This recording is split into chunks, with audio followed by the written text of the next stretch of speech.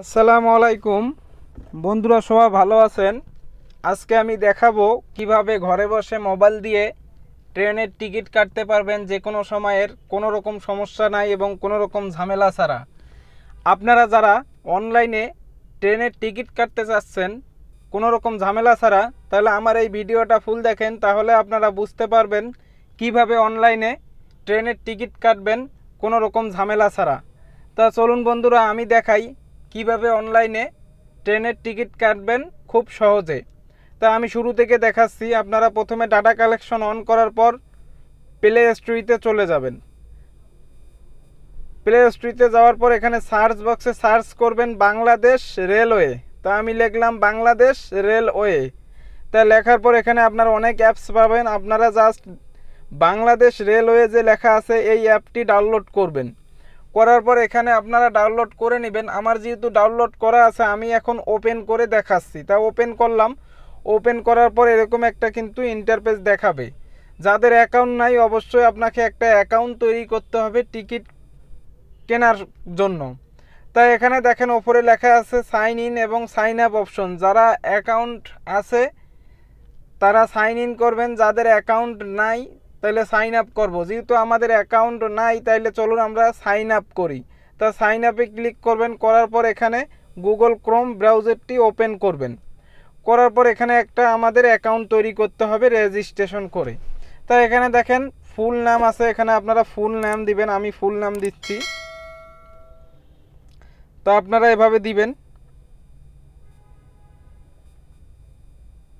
তো এভাবে দেওয়ার পর এখানে দেখেন নিচে একটা ইমেল অ্যাড্রেস দিতে হবে আপনাদের, যেটা সচল আছে। তা আমি একটা দিলাম। এখানে দেখেন মোবাইল নাম্বার আছে। তা মোবাইল নাম্বারটা কী রকম দিবেন? 0 বাদ দিয়ে 1 থেকে শুরু করবেন। তা আমি 1 থেকে শুরু করতেছি মোবাইল নাম্বারটি। এভাবে আপনারা একটা অ্যাকাউন্ট তৈরি করতে পারবেন। অবশ্যই আপনারা এখানে 0 বাদ দিবেন। তা আমি নাম্বারটা উঠাচ্ছি।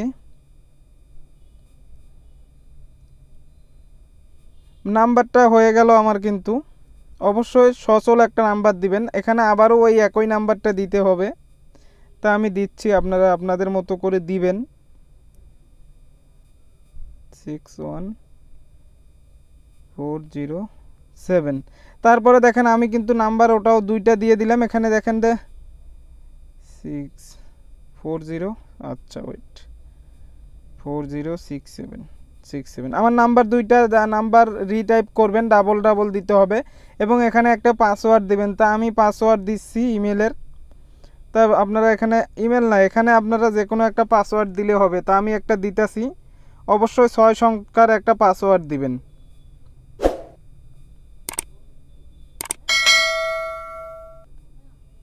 তা একটা 6 সংখ্যার এভাবে পাসওয়ার্ড বসাবেন, আমি যেভাবে বসাচ্ছি।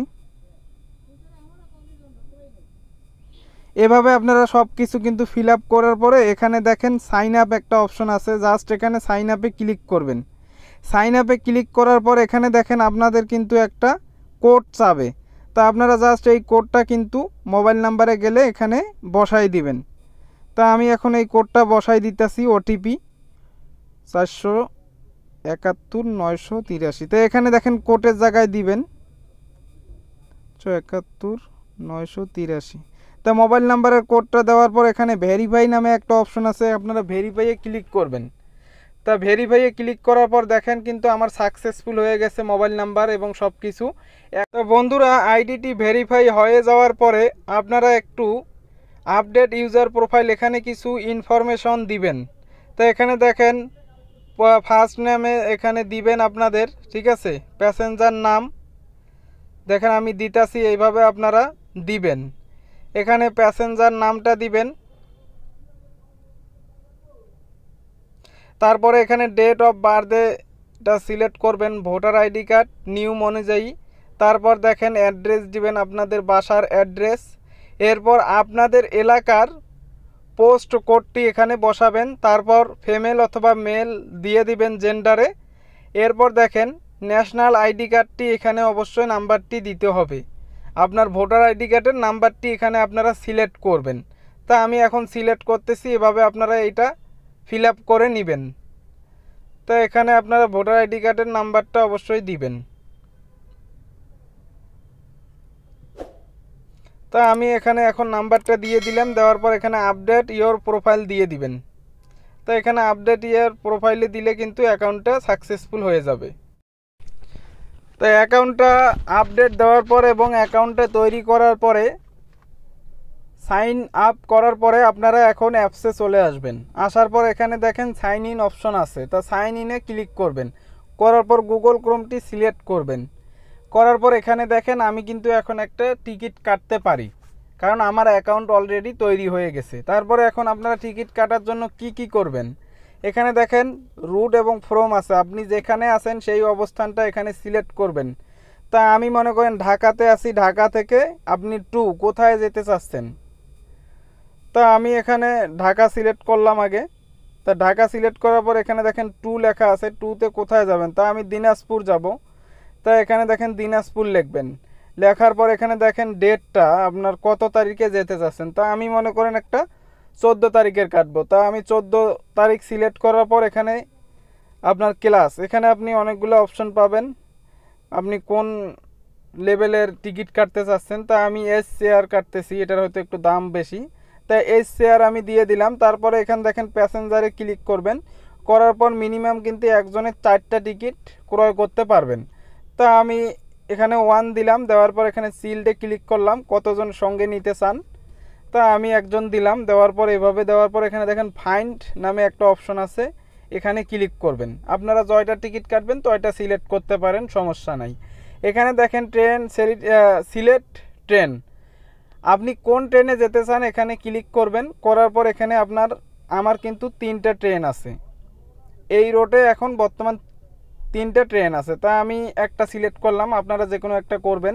তারপর এখানে টাইমটা দিবেন, রাতে এবং দিনে এবং রাতে যাইতে পারবেন, সকাল 10টা এবং রাত 8টা। তা আমি একটা সিলেক্ট করতেছি, আপনারা একটা সিলেক্ট করবেন। করার পর এখানে দেখেন ডিটেলস নামে অপশন আছে, এখানে ক্লিক করবেন। এখানে ক্লিক করার পর এখানে দেখেন পার্টস নামে একটা অপশন আছে, এই পার্টসে ক্লিক করবেন। পার্টসে ক্লিক করার পর এখানে দেখেন ম্যানুয়াল অপশন আছে, এখানে ম্যানুয়ালে ক্লিক করবেন। এখানে ম্যানুয়ালে ক্লিক করার পর এখানে কিন্তু আপনাকে দেখাচ্ছে লাল যে অপশনগুলো আছে এগুলো কিন্তু সবগুলো বুকিং হয়ে গেছে অলরেডি। আর এখানে যে সবুজ অপশনগুলো আছে চিহ্নগুলা, তো এই সবুজগুলো কিন্তু বর্তমান আপনারা ক্রয় করতে পারবেন, কিন্তু লালগুলা বুকিং হয়ে গেছে।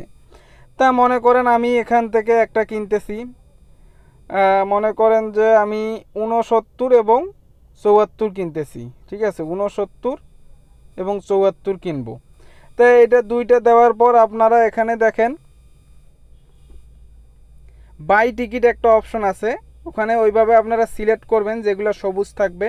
তারপর বাই টিকিটে আপনারা ক্লিক করবেন। এখানে করার পর দেখেন আই এগ্রি অপশন আছে, এখানে ক্লিক করবেন। দেখার পর এখানে পেমেন্টের জন্য কিন্তু আপনি অনেক অপশন দেখা পাবেন। তা আপনি কিসে পেমেন্ট করতে চান, তা আমি বিকাশে সিলেক্ট করলাম।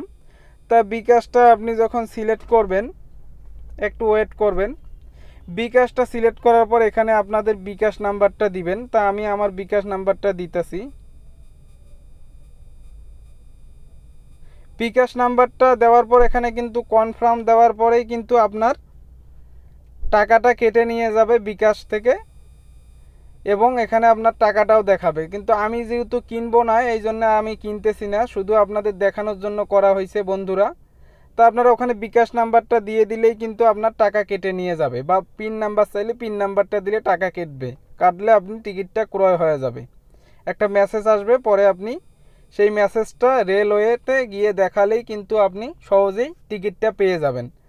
তা ধন্যবাদ বন্ধুরা, ভিডিওটা যদি ভালো লাগে অবশ্যই টেক আনিস রিয়েল এই চ্যানেলটি সাবস্ক্রাইব করে